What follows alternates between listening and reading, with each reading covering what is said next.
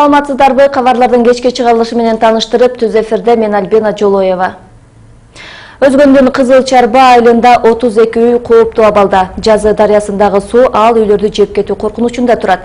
Жылына 2 метрден жерде сайдагы суу алып олтуруп, эми турактар турган жайга жетип келди. Эгер кокус мынан тагын жесе, мынан тагындагы мына түшкөн шагалдардын баары бош шагалдар. Суу бир келген болсо, буну тез эле агызып алып кетип калат. Анан кийин тагын ойгондон кийин биягы чөөрөт өзү эле чөөрөт, көчүү эле чөөрөт. Аны эч ким токтото албайт, бийикте турган нерсени.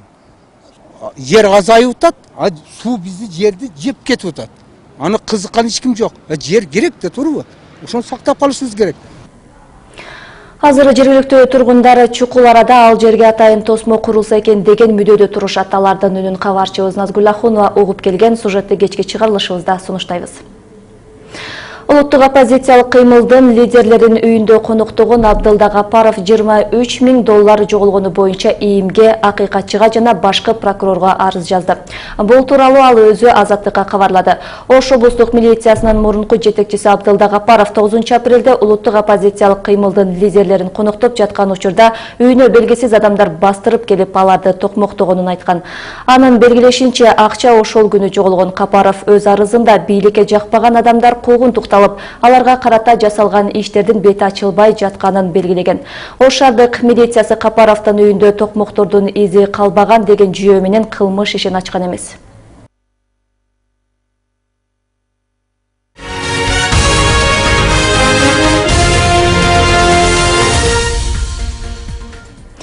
Бүгүнкү күнгө карата Ош шаарынан Сирияга кеткен жарандардын саны 51, кайра кайтып келгендердин саны 11 жаранды түзөт. Ал эми Ош облусунан 139 жаран кеткен. Ички иштер министрлигинин Ош облусу жана шаары боюнча башкы башкармалыгынан билдиришкендей, азыркы убакта кайтып келип кармалган жарандардын үстүнөн алданмачылык беренеси боюнча териштирүү иштери жүрүп жатат.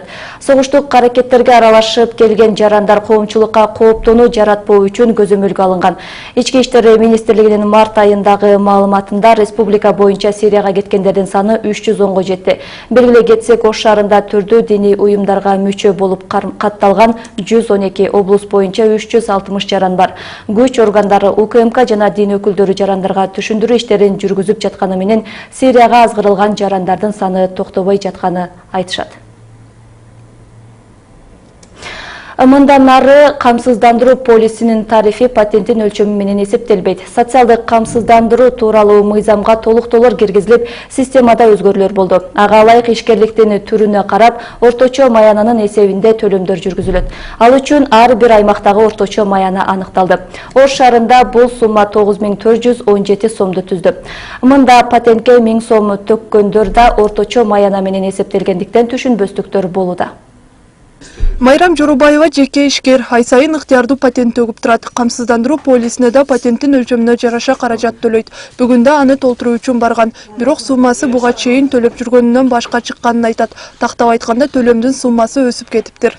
Бүгүнкү күнү барсам, бир ай боло электе. Ал айтты, ал өзгөрдү. Барып бүгүнкү да эртең менен. Тошунат уточнить этип келип төлөң деп, мен кайра бул жака жөнөттү. Келсем 377 сом төгөс деди. Өсө берсе билбейм кандай болот. Аны айта албайм. Өзү кичинекей магазин, продуктовый сатам болгону, күнүмкү продукт. Мындай түшүнбөстүк камсыздандыруу полисин толтурган жарандардын дээрлик баарында 4 апрелден бери орун алып келет.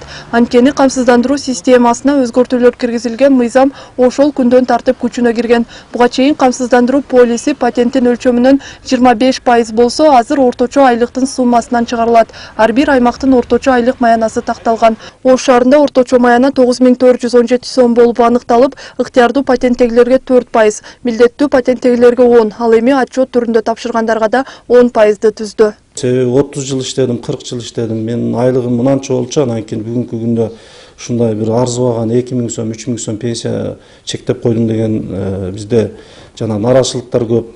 Анан тиги болсо 10 жыл, 15 жыл иштеп туруп, анан бунуку деле 2000, 3000 сом пенсия чыгып атат деген нараачылыктар көп. Мунун максаты эртеңки күндө ушул теңдештик алып баруу, ошол жанакы жарандардын нараачылыктарын теңдөө. Жаңы система боюнча камсыздандыруу полисинин тарифи ишкерликтин айрым түрлөрүндө мурдагыга салыштырмалуу жогоруласа, кээ бирлеринде тескерисинче төмөндөйт. Мисалы, Кыргызстандагы чет элдик ишкерлер буга чейин патент өлчөмүнөн 30% эсептелсе, эми орточо маяны эсебинен 3% төгөт. Бул мурдагысынан 15-20 эсе аз сумма. Мындай тариф айыл чарба тармагындагыларга да тиешелүү. Жанакы дыйкан чарбада, жеке чарбада бир үйдө бир жан боло турган болсо 47 сом гана акча төлөп калат. А башта бизде базалык жана салык ставкасынын базалык системасынын негизинде ставка жогору болчу. Же болбосо 1 гектар жерге 452 сом, 453 сом ушунун негизинде төлөчү. Ошондо бир жанга 47 сом болсо, где-то бир 3 жанга 141 сом ушунун негизинде социалдык төлөм взносторун төлөйт. Буга чейин 10 тонналык контейнер үчүн 150 сом, 20 тоннага чейинкилер 200 сомдон камсыздандыруу полисин толтурса, азыр 380дин тегерегин түздү. Атайын күркөдө эмес, жөн гана жайып соода кылгандарга орточо маянанын 2%-ын төгөт. Ал эми контракттык негизде ишкердик жүргүзгөндөр 50 000 сомго чейин патент төксө да, азыркы орточо маянанын эсебинен которот. Мисалы үчүн 20 000 сомдон ал 25% төлөгөндө бир чоң эле сумма болуп калат. Мисалы үчүн 10 000дон 25% 2,5 миң сом болуп калат. Азыркы бүгүнкү күндө төлөгөндө аларга 942 сом ушундай эле болуп калат. Анан ашпайт алардын ставкасы. А калган жанакы өзүнө ишке алып иштеткен жарандарына, колунда иштеген жарандарына мурунку эле тариф боюнча 27,25 ошол ставка менен төлөп берет. Бул жерде өзгөртүү жок. Жаңы системада камсыздандыруу полисин ыктыярдуу толтургандарга тариф 10% болот. Ал ишкерликтин түрүнө карап жыл сайын көтөрүлө бермекчи.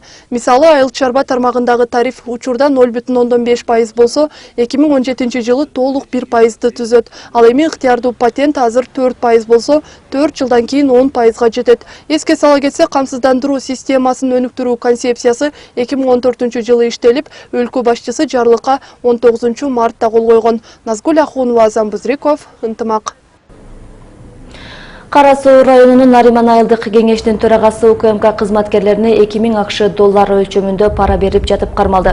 Бул тууралуу УКМКнын коррупцияга каршы кызматы билдирди. Маалыматка караганда, Нариман айылдык кеңешинин төрагасы жерде мыйзамсыз берүү боюнча мурда козголгон кылмыш ишин оң жагына чечип берүү суранычы менен укук коргоо кызматкерине 2000 доллар акча сунуштаган. Учурда айылдык депутатка пара берген деген айып тагылып, УКМКнын убактылуу кармоочу жайына киргизилип, тергөө иштери жүрүүдө. 4 айдын ичинде Ош шаарында 41 өрт кырсыгы катталды. Андан улам Ош шаардык өрткө каршы күрөшүү кызматы жарандык коргонуу күнүнө карата атайын иш-чара уюштурду. Анын алкагында Өзгөчө кырдаалдар министрлиги Ош шаарындагы номер 23 Панфилов атындагы мектеп окуучуларына жана шаар тургундарына түшүндүрүү иштерин жүргүзүштү. Mana bize her yılı bu çağrılar alıp boriladi. Mana bugün показательный, bize her yılı показательный bo'ladi. Bize bunaqa ish chorlarimiz bolalarimizga biz shunday yong'indan qanday qilib qochib qutulish, nima qilganimiz yong'in bo'lmaydi, shu haqida tarbiya soatlari o'tdik va shu ish choralarini mana ko'rib turibsiz. Мектеп окуучулары өрт чыккан мезгилде тез жардам, өзгөчө кырдаал учурундагы алгачкы жардамдарды көрсөтүп беришти. Жамаат өрт катталган аймактан тез арада сыртка чыгып кооптуу жерге чогулууга үйрөнүшкөн. Бүгүнкү иш-чаранын толукталган вариантын кечки чыгарылышыбызда сунуштайбыз.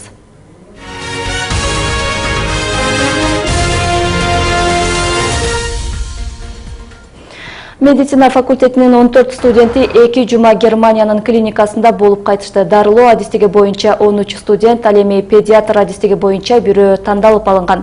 Алар 2-курстан 5-курска чейинки студенттер. Германияда тажрыйба өтөө үчүн 1 жылдан ашуун даярданышкан. Чет өлкөдө тажрыйба өтөөгө немец тили мугалими демилге көтөргөн жана университет шаардык бийлик колдоо көрсөткөн. Ал эми 12 күндүк тажрыйба алмашуудан соң болочок дарыгерлер жай мезгилинде ар бири өз алдынча 3 айлык мөөнөттө каалаган адистиги боюнча тажрыйба өтөөгө жолдомо алып кайтышкан. Эске сала кетсек, аталган окуу жайда Германияда тажрыйба өтөө боюнча программасы экинчи ирет уюштурулган. Буга чейин 2013 жылы 8 студент стоматолог жана дарылоо адистиги боюнча тажрыйба алмашып кайтышкан. Бул сиздерге жеткирип үлгүргөн акыркы кабарлар болду. Ушул эле маалыматтар биздин сайтка да жайгаштырылат. Ал үчүн Ынтымак чекит KG сайтына баш багууга чакырам.